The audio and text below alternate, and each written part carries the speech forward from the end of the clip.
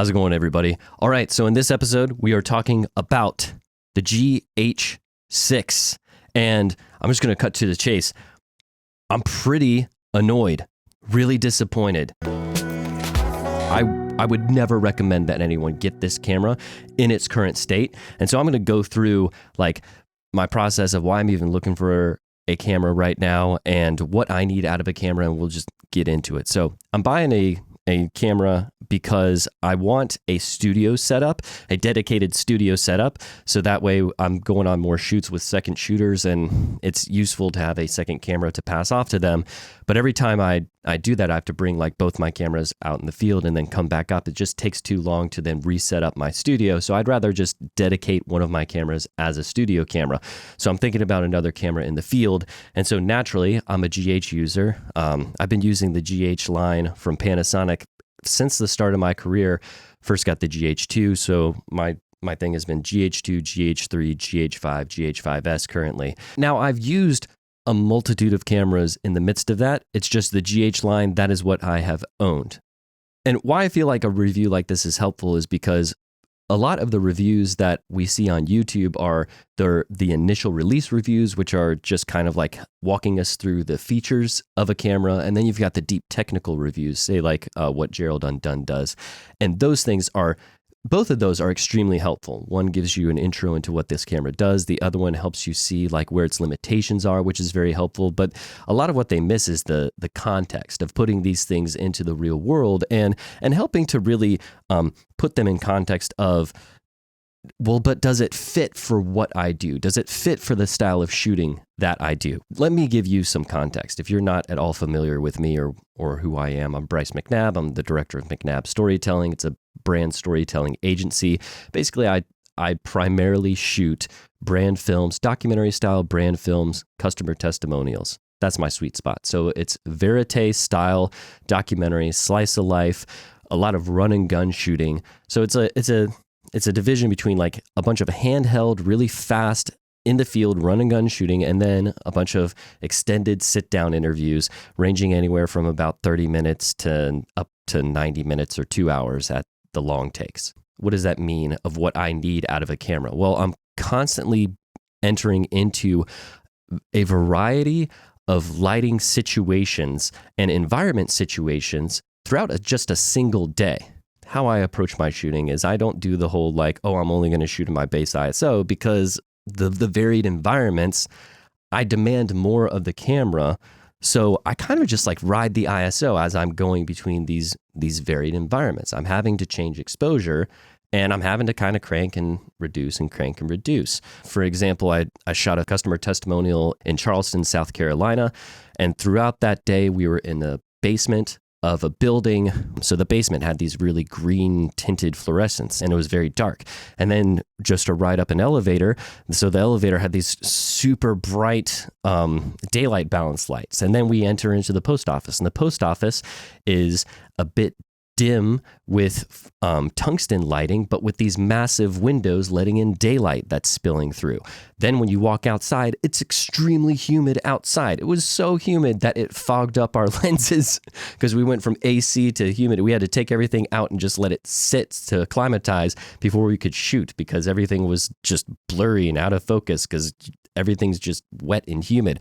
And then we're back into another building, which has got fluorescence again. You get what I'm saying? Like, it's very dynamic, right? So the environments I'm taking my camera in are extremely dynamic. So I need to trust that my camera can reliably perform well in any environment that I take it in. Big reason why I love the GH5S. With its dual native ISO, it's pretty much clean all the way up to 12,800, which means that in any situation I bring that thing in, I can trust that I'm getting a clean image out of that camera.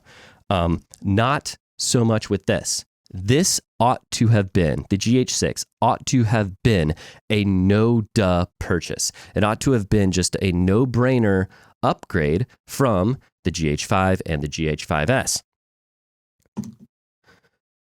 The fact that this is even an issue where we have to worry whether or not this camera is going to perform. And why that worry even exists is because of this streaking issue that people talk about. And I wanted to rent this camera to test it.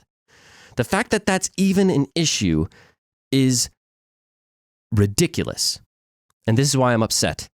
It is extremely ironic because the features that Panasonic added to this camera, specifically 4-channel audio, got me very intrigued and very excited. Now, they also added other features like ProRes recording, right? Where I'm like, whatever, I don't really need that. Some people are getting excited about that. I'm not excited about that. But the fact that you would add ProRes recording and 4-channel audio, you're making a statement here that this is a professional grade tool. But the irony is that I don't ever see a single director, television producer, or whatever being comfortable ever allowing that camera within their professional environment because you can't trust it. What do I mean by that? You probably understand that this issue exists. If there is a bright light within your scene, so say like sunlight coming in from a window or a light bulb, right? At specific ISOs, there is a very obvious streak that just goes straight across, horizontally across your frame, and it is a dark green streak that has on the top and the bottom a magenta outline to it. And I say in certain ISOs because there are certain ISOs where it's more exaggerated, and then there's others where you just really can't even tell. So for example, at ISO 2000, if you didn't know it was there, I don't think you would notice. But then there's other ISOs where it is like glaringly apparent. Now, granted, I checked the firmware. The firmware that this camera is running on is firmware 1.2, but I rented it. I didn't want to upgrade the firmware because technically that's breaking the user agreement. So perhaps they have fixed it. On all my lenses, I have 1/8 black pro mist filters on all of them. And I didn't remove that for the test because I need to see how this camera performs within my shooting environment. Okay, so I kept the black pro mist filter on. I don't know if that reduced the effect of the streak by kind of softening it up. I have no idea. All I know is with the pro mist filter on, the streak is still apparent, and it's like I have come to my own conclusion. I found out enough about this camera to know that I will not use this camera. And it is disappointing because aside from that streaking issue, the image quality from this camera is phenomenal.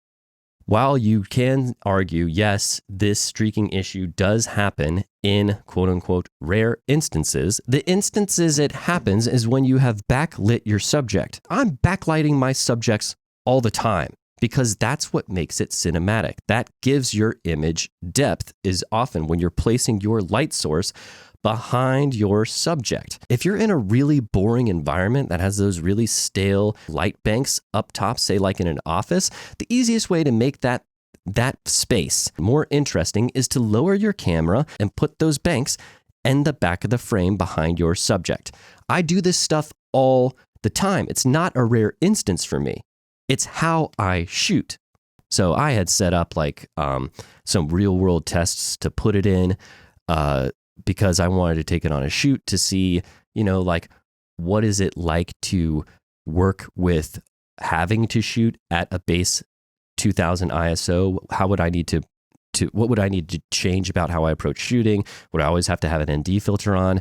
Let me test out the 4-channel audio. How would it, yada, yada, yada. Didn't even get that far. Because after doing tests in my studio, it failed my daggum studio test. So I had to call up my friend and be like, hey, I apologize, but I'm not going to be able to come out and film your crew because I can't even, it's not worth it because I've already made my decision after looking at those things. I did do a couple tests just around the house. So I went upstairs and just filmed around my living room and around my kitchen, trying to frame up shots how I would frame up shots if I was getting some interesting details around a scene. And for the most of those shots, I was shooting at its base 2000 ISO in Vlog with DR boost mode on in the open gate 5.7K open gate. And in those settings, the streaking, it's not there. It's not apparent. I didn't see it. And I really have to try to pixel peep to try to like make myself see it. But within that scenario, it's not there. Where it was glaringly apparent, however, is inside my studio.